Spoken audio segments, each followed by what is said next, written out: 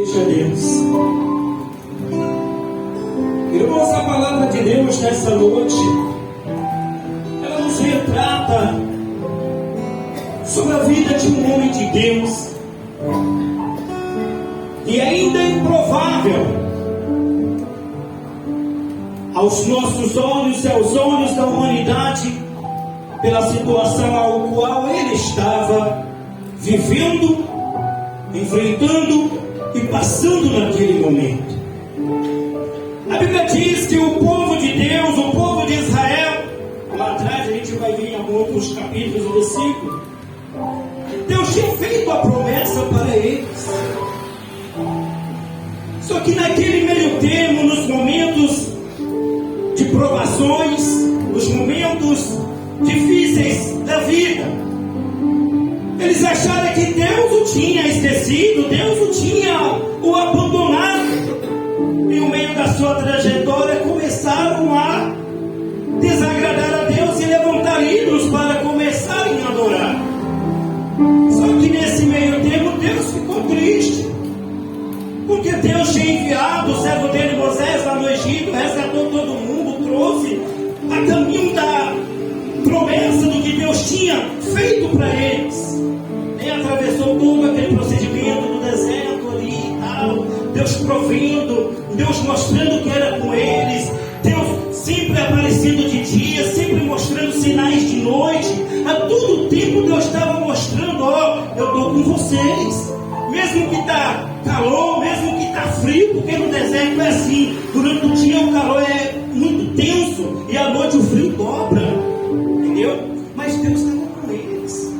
E lá mais adiante, por 7 anos, por eles terem desobedecido a voz de Deus, eles passaram, depois desse procedimento de Moisés, vem muitos outros servos do Senhor, até chegar a essa situação de mais 7 anos de sofrimento. E ali, os medianitas, por permissão de Deus, nada acontece se Deus não o permitir. Meu irmão, fica ciente disso. Tudo que acontece é permissão de Deus, que seja de bom ou que seja de ruim, tudo está sob o controle de Deus. E ali aquele povo de repente estava passando por essa situação, porque eles se desviaram do foco que era a promessa que Deus tinha para abençoar a vida deles.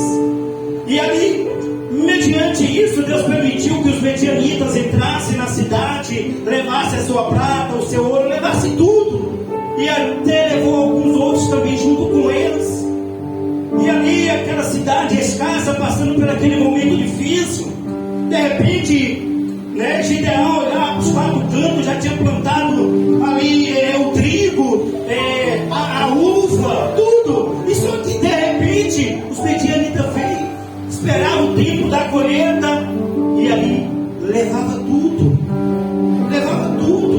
e deixava eles passando por uma situação difícil. Mas a Bíblia diz que de repente, Gideão, ele usou uma estratégia. Ele falou: toda vez que o trigo está pronto, que está tudo bonitinho, os medianitas vêm, já sei o que eu vou fazer. Eu vou malhar o trigo lá no lagar. Lagar é o lugar onde eles colocam a uva para extrair o vinho, Eles extraem o vinho ali do lagar.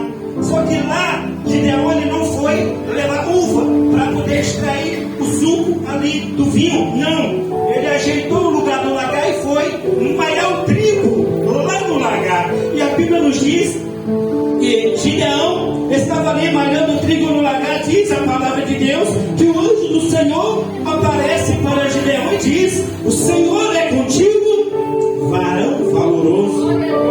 Mas só que olhando a situação, é meio difícil para você tentar entender como que Deus é comigo. Está faltando pão. Como que Deus é comigo se eu estou desempregado? Como que Deus é comigo e eu estou passando uma situação difícil na minha vida? Eu quero lhe dizer nesta noite que o que Deus tem para fazer, talvez você queria que Deus fizesse, como diz a tua realidade, mas não, Deus ele é diferente. Deus ele age pelo lado diferente. Olhando pela situação que Gideão ali, como? E você vê que mais adiante um pouquinho Deus diz: olha, eu vou usar você vai resgatar o povo, você vai restaurar saída para a cidade, olhando aparentemente a minha aparência. Nem como, nem lógica. Mas só que Deus, ele não age como os teus olhos veem. Deus, ele tem a sua maneira de como agir sobre as nossas vidas. E aparentemente ali Gideão olhando e falou, não tem nem lógica. A minha família é a mais pobre aqui da cidade. Eu sou o menor da minha família. Mas eu quero dizer uma coisa para a igreja de Cristo nesta noite. Deus, ele tem uma promessa a cumprir na tua vida. Deus, ele escolheu você como coluna no meio da tua família. Deus escolheu você para resgatar vidas. Deus escolheu você para mudar o quadro da história. Talvez você se sinta inferior, talvez você se sinta ninguém, mas eu quero lhe dizer, da mesma maneira Gideão, ele se sentia naquele momento. E é você que Deus escolheu. A promessa de Deus é sobre a tua vida. É o menor, é o que não tem leitura, é o que não tem sabedoria, é o que não tem entendimento. É você quem Deus escolheu. Você é o escolhido de Deus. Talvez você tenha olhado para a circunstância da tua vida, olhando aparentemente, olha, eu não vejo saída, não vejo por onde. Mas a Bíblia diz que todo o poder está sobre as mãos do nosso Senhor e Salvador Jesus.